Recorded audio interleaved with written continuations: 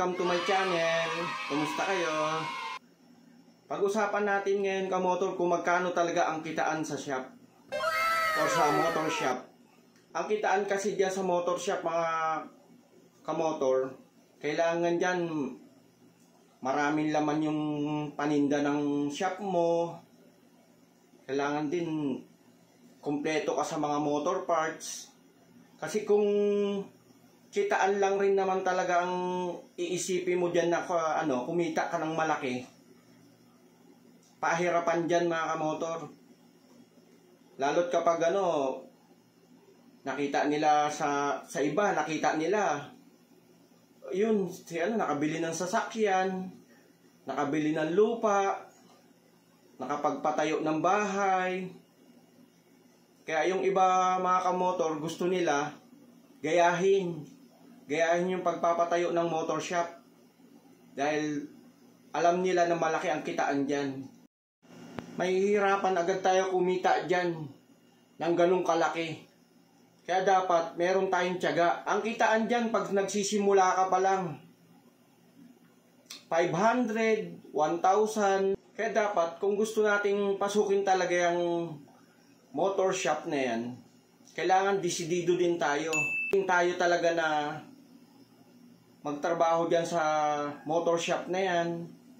Kasi kung hindi naman tayo willing, ang habol lang talaga natin is malaking kita or malaking kitaan, malaking income. Hindi ka kaagad kikita ng malakihan agad. Kasi dyan sa motor shop na yan, kailangan mahal natin yun o kagustuhan talaga natin yun.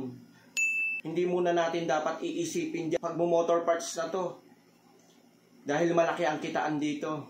Dapat hindi ganon mga kamotor. Kailangan yan, tiyagaan mo muna yan. Kasi marami kang mga kaengkwentrong mga customer dyan. Haba ang PC mo, marunong kang makisama, marunong kang makibagay-bagay. Lahat ng klaseng tao makakaengkwentro mo dyan sa shop. Meron dyan mga kamotor, bibili sa'yo, turo dito, turo doon. Ikaw naman, abot mo naman din, iabot mo din sa kanya, papakita mo sa kanya kung ano yung gusto niyang bilihin. Pero bandang huli niya, sabihin niya, babalikan niya. Ganun. Kung hindi mo talaga gusto yung pag-shop na yan, doon pa lang, mawawalan ka na ng gana agad sa customer. Dahil yung paabot nila na yun na bandang huli, hindi naman pala bibili. Titignan lang yung produkto mo na gusto nilang makita. Andin dyan, maaga kang gigising. O kahit linggo minsan yan, obligado ka magbukas. Kung talagang habol mo talaga na malaki ang kikitain mo sa shop. Tiyagaan dyan, mga kamotor. Hindi ganun kadali na mag-motor parts ka. Malaki na agad yung income mo. Malaki na agad kikitain mo. Makakapagpagawa ka na agad ng bahay. Makakabili ka ng sasakyan. Makakabili ka ng lupa. Hindi ganun kadali agad yun mga kamotor. Ano lang yan, para lang naglilibang. Libangin mo lang yung sarili mo habang nagtitinda ka ng mga motor parts mo. Tsaka wag mo agad iisipin na kailangan kumita ako ng ganito kalaki tong araw na to. Huwag ganun ka motor, lalo sa mga nagsisimula. Ang motor parts natin, kailangan yan, pagulong mo muna yung pera niyan. Pagulong mo yung kita. Ngayon kapag malaki na yung shop mo, medyo marami ng laman, mararamdaman mo na lang, nakikita mo sa nakakapag-ipon ka na, may naitatabi ka ng pera, medyo nabibili mo na yung gusto mo, yan. Ibig sabihin yan mga kamotor, nag-bloom na yung ng shop mo o kumikita na yung shop mo. Doon mo masasabi na talagang kumikita na yung shop. Mga kamotor.